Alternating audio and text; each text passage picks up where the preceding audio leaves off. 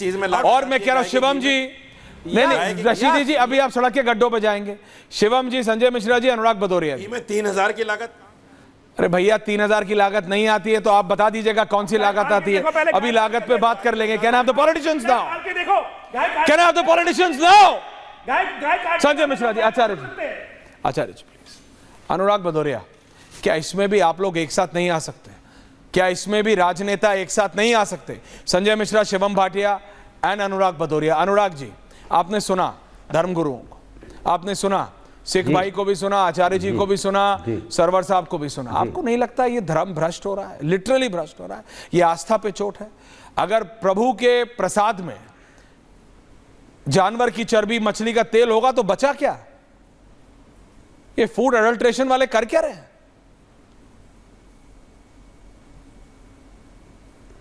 मैं आपकी बात से पूरी तरह सहमत हूं। आपने कहा कि इसके धर्म के नाम पे, आस्था के नाम पे तो कम से कम सबको एक होना चाहिए।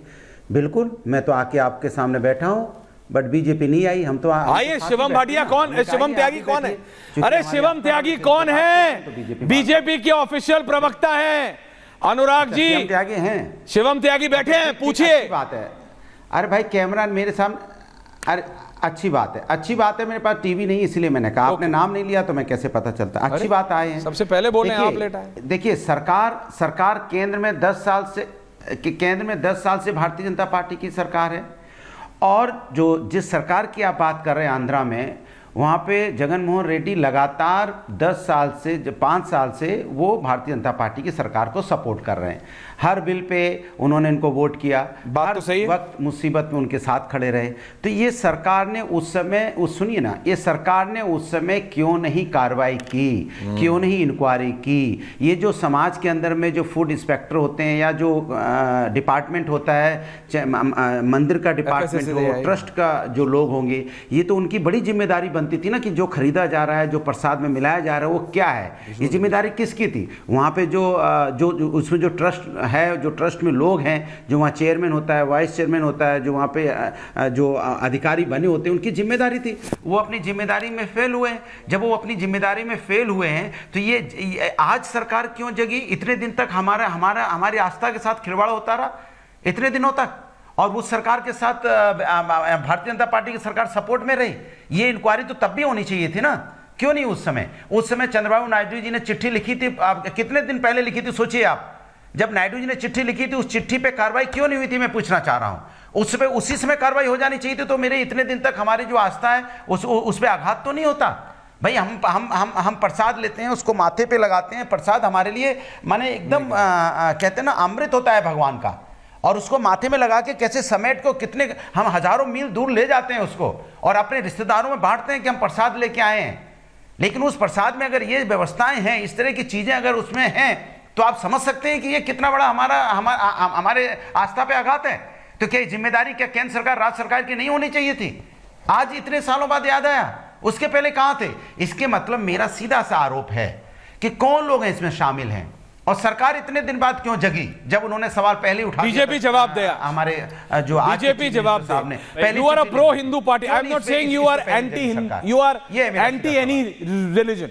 There is a difference between being pro someone and anti someone. You are a pro Hindu party, और इसमें कोई क्लैरिटी रखनी चाहिए। आपकी क्लैरिटी है। आप मुझे बताइए, तिरुपति के प्रसाद में जानवरों की चर्बी मिल रही है, मछली का तेल मिल रहा है, बीजेपी को क्या मतलब? आप बताइए शिवम जी, जनता को आपसे उम्मीद थी, आपसे उम्मीद है आप एक्ट करेंगे, कल्प्रिट्स पकड़े जाएंगे, कितनों की आस्था पे चोट, कितनों का धर्म भ्रष्ट हो गया होगा। ऐश्वर्या जी, मैं कहता हूं कि अभी जो अनुराग भदौरिया कह रहे थे कि उनको मैं दिख नहीं रहा, मैं मानता हूं उनको कैमरा उनके सामने नहीं होगा, लेकिन उनकी आंखें तो हैं। ये जो बार बार प्रसाद की बात कर रहे हैं, जड़ इसी तरह के लोग हैं, इसी तरह की पार्टियां हैं। कुंभ मेले का अध्यक्ष आजम खां को बनाने वाले यही लोग हैं। इन्होंने थोड़ी जाके मिला दिया। नहीं, जिस प्रसाद को हम ले जाकर आंखों पर लगाते हैं, उस प्रसाद को पैक ही आजम खां करते थे। अरे भाई ऐसे ही तो लोग करते हैं, परेशानी यही है। आस्था के नाम पे बोर्ड में दूसरे धर्म के लोगों की आवश्यकता, बीच में मत बोलिए। अरे आजम खान माफिया का नाम सुनते इतना भड़किए मत प्लीज, मेरा समय बोलने दीजिए। याद है, एक एक करके प्लीज बीच में मत बोलिए। कितना इस तरह के लोगों को जिनको सेक्युलरिज्म का कीड़ा काटा हुआ है, जिनको मंदिरों में, जिनको हिंदू धर्म के संस्थानों में। अनुराग जी आप बोले, कोई नहीं बोला, don't do this. Anurag ji आप बोले, कोई नहीं बोला, उनकी सुन लीजिए, फिर आऊंगा दोबारा। करेंगे। थैंक यू, एक एक करके थैंक यू। उनको रोकना सीरियस विषय है, प्लीज समझिए आप लोग, हमेशा मजाक नहीं पड़ेगा। Anurag ji don't do this please. Thank you. आप बोले कोई नहीं बोला, मैं फिर ऑडियो डाउन कर दूंगा। चैनल वही कहता हूं। थैंक यू, हटाइए मेरे को विजुअल।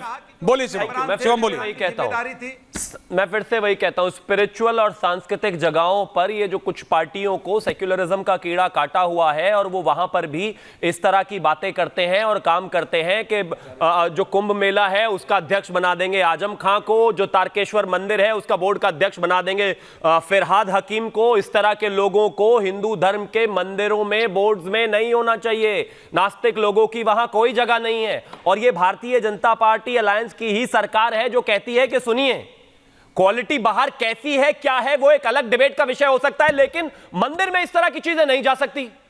मंदिर में इस तरीके से जा रही थी, कंटेंट नहीं हो सकता। 11 साल से आपकी सरकार है देश में, इसको रोके। 11 साल से आपकी सरकार है शिवम देश में, और जा रहा था। बिल्कुल है, लेकिन बोर्ड में मेंबर्स हमारे नहीं, राज्य में सरकार हमारी नहीं, देश में सरकार आपकी। जब हमारे संज्ञान में चीजें आई हमने रोक दिया। हमने कहा कि नहीं, ये नहीं चल सकता। चंद्रबाबू नायडू जी ने कब चिट्ठी लिखी शिवम? हमें शिवम जी, चंद्रबाबू नायडू जी ने कब चिट्ठी लिखी? लेकिन हमें राजनीति नहीं करनी। आज रिपोर्ट सामने है, हम तो जांच का इंतजार कर रहे हैं अभी, और हम तो कहते हैं एफएसएसआई से कि जांच कीजिए और चीजों को पॉलिटिसाइज ना करके खत्म कीजिए। भाई हमें गुस्सा ही नहीं है। चाहता हूं, पूछिए, मंदिरों से सरकार का जो वर्चस्व है कब हटेगा? लगातार आंदोलन हो रहा है, मुझे बताइए ना क्यों नहीं हट रहा है? ये वर्चस्व जो है, कभी पार्टी पार्टी खराब होती है, ये उसी का कारण है। मुझे बताइए ना, लगातार जो हो रहा है शिवम जी, नहीं सुनिए शिवम जी, ये बात समझने की आवश्यकता है कि लगातार आंदोलन चल रहा है जो नेहरू ने इस देश के अंदर किया 1991 के अंदर, कि तमाम मंदिरों के ऊपर रिसीवर बैठा दिए और तमाम मंदिरों का कंट्रोल सरकारों के पास चला गया। सारा पैसा सरकारों का उठाकर आप गोल्फ क्लब में लगा रहे हो, सारा उठाकर आप अनेक योजनाओं में लगा रहे हो, हिंदुओं का पैसा बांट रहे हो साहब। ये लगातार हम आवाज उठा रहे हैं, 10 साल से आवाज उठा रहे हैं, लेकिन आपके कानों पे भी कोई जू नहीं रह रही है। ये विशेष तौर पर समझने की बात है। बिल्कुल हम ही करेंगे इसको। उत्तराखंड के मुख्यमंत्री ने इस संबंध में कहा है कि हम ये करने वाले हैं, लेकिन सवाल इस बात का है कि इतने टैक्सेस के बाद भी कर्नाटका सरकार मंदिरों पर और टैक्स बढ़ाने के लिए बिल ले आई।